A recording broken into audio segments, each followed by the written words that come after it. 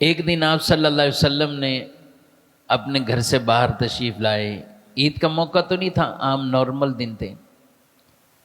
تو رسول اللہ صلی اللہ علیہ وسلم نے جب باہر آئے تو حضرت ابوبکر صدیق، حضرت عمر یہ بھی ملے. تو آپ صلی اللہ علیہ وسلم نے فرمایا کہ ابوبکر سے کہ کیا معاملہ ہے؟ تو کہتے ہیں یا رسول اللہ صلی اللہ علیہ وسلم مجھے بھوک بہت لگی ہوئی ہے اس لیے باہر آیا ہوں. آپ صلی اللہ علیہ وسلم نے عمر رضی اللہ عنہ سے پوچھا. وہ کہتے ہیں مجھے بھی بھوک لگی ہوئی. حضور فرماتے ہیں مجھے بھی بھوک لگی ہوئی ہے، میں تو اس لیے باہر آیا تھا مجھے بھی بھوک لگی ہوئی ہے. اب آپ نے فرمایا چلو چلتے ہیں، فلاں انصاری کے گھر چلتے ہیں. اب جب ان کے گھر گئے تو گھر پر وہ موجود نہیں تھے، باہر کہیں باغ میں کام کے لیے گئے ہوئے. ان کی اہلیہ نے حضرات کو بٹھایا کہ آپ، اور کچھ ہی لمحے گزرے کہ ان کے شوہر آئے. تو وہ خوشی سے حشاش بشاش کہ مدینے میں آج سب سے اچھا اور اعلیٰ گھر میرا گھر ہے کہ رسول اللہ تشریف لائے ہوئے ہیں.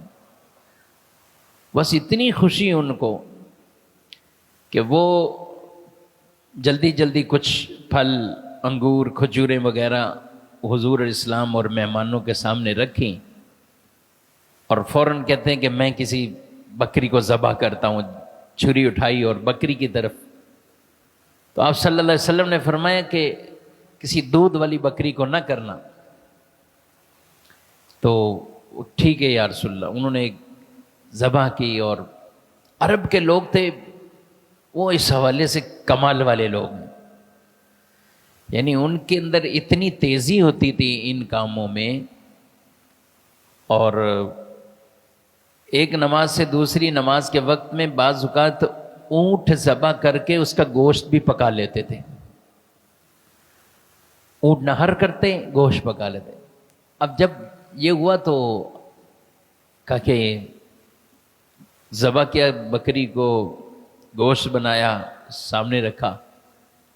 رسول اللہ صلی اللہ علیہ وسلم نے پھر اسے تناول فرمایا.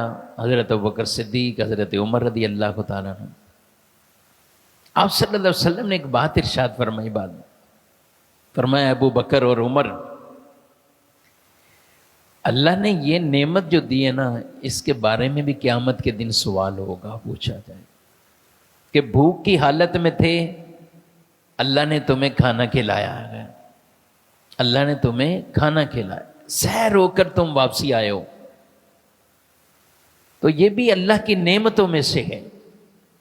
اور یہ ہمیں بھی اس طرح کا ذہن بنانا ہوگا